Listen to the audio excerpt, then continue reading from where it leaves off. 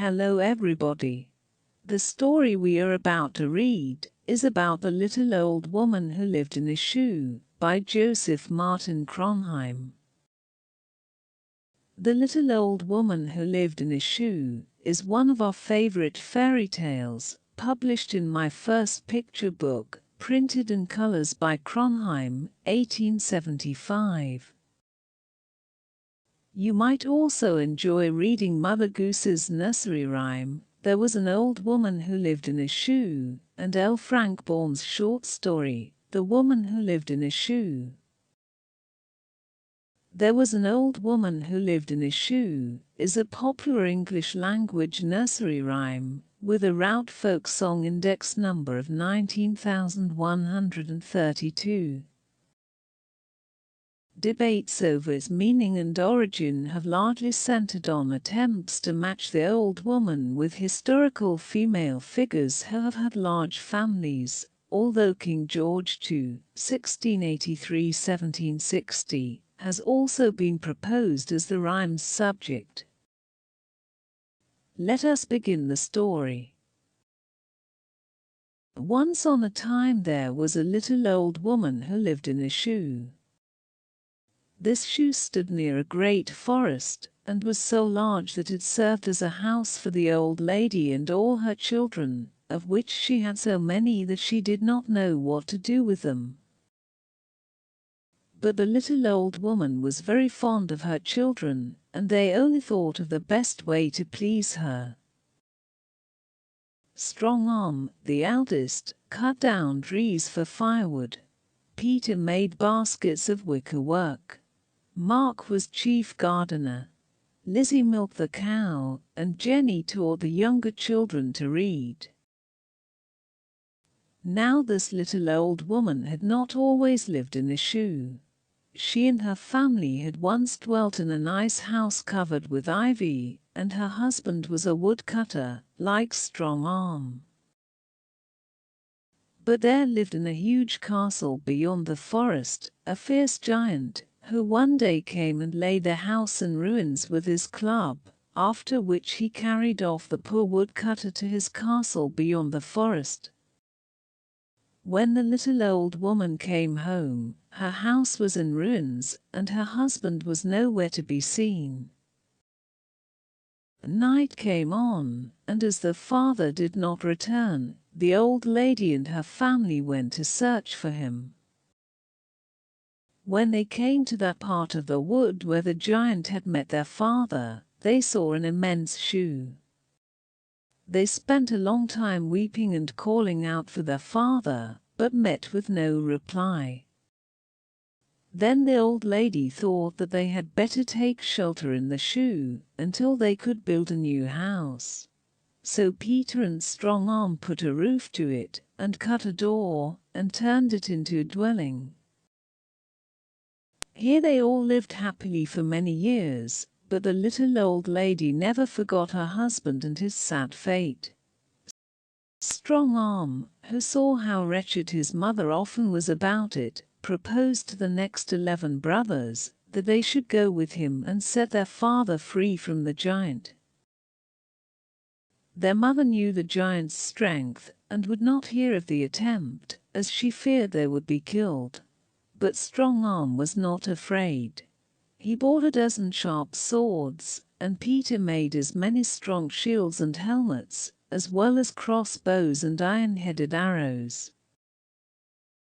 They were now quite ready. Strong Arm gave the order to march, and they started for the forest. The next day they came in sight of the giant's castle. Strong Arm, leaving his brothers in a wood close by, strode boldly up to the entrance and seized the knocker. The door was opened by a funny little boy with a large head, who kept grinning and laughing. Strong Arm then walked boldly across the courtyard, and presently met a page, who took off his hat and asked him what he wanted. Strong Arm said he had come to liberate his father, who was kept a prisoner by the giant. On this the little man said he was sorry for him, because the part of the castle in which his father was kept was guarded by a large dragon. Strong Arm, nothing daunted, soon found the monster, who was fast asleep, so he made short work of him by sending his sword right through his heart, at which he jumped up, uttering a loud scream, and made as if he would spring forward and seize Strong Arm. But the good sword had done its work, and the monster fell heavily on the ground, dead. Now the giant, who had been drinking much wine, was fast asleep in a remote part of the castle. Strong Arm had no sooner finished the dragon than up started the funny little boy who had opened the door. He led Strong Arm round to another part of the courtyard, where he saw his poor father, who at once sprung to his feet and embraced him. Then Strong Arm called up his brothers, and when they had embraced their father, they soon broke his chain and set him free. We must now return to the little old woman.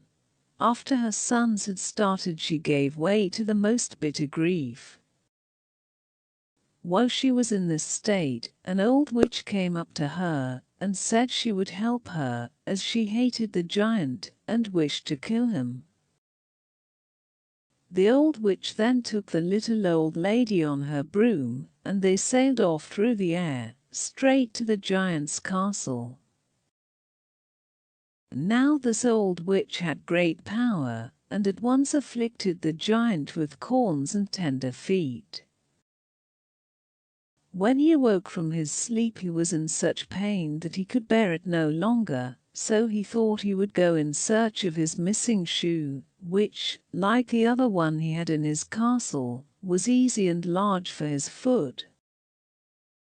When he came to the spot where the old lady and her children lived, he saw his old shoe, and with a laugh that shook the trees, he thrust his foot into it, breaking through the roof that Strong Arm and Peter had put to it. The children, in great alarm, rushed about inside the shoe, and frightened and trembling, scrambled through the door and the slits which the giant had formerly made for his corns.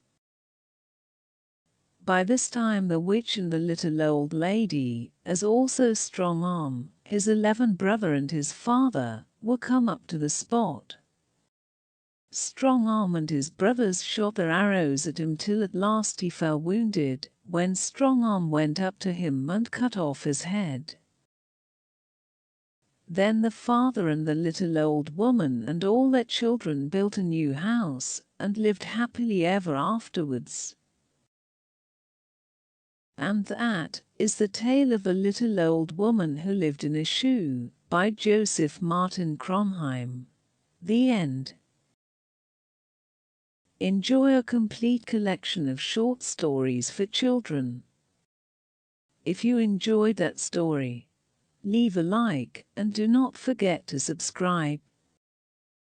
Hit notification bell button to be updated to our latest fairy tale stories, and enjoy a complete collection of short stories for children. I hope you enjoyed reading with me. Until next time, goodbye.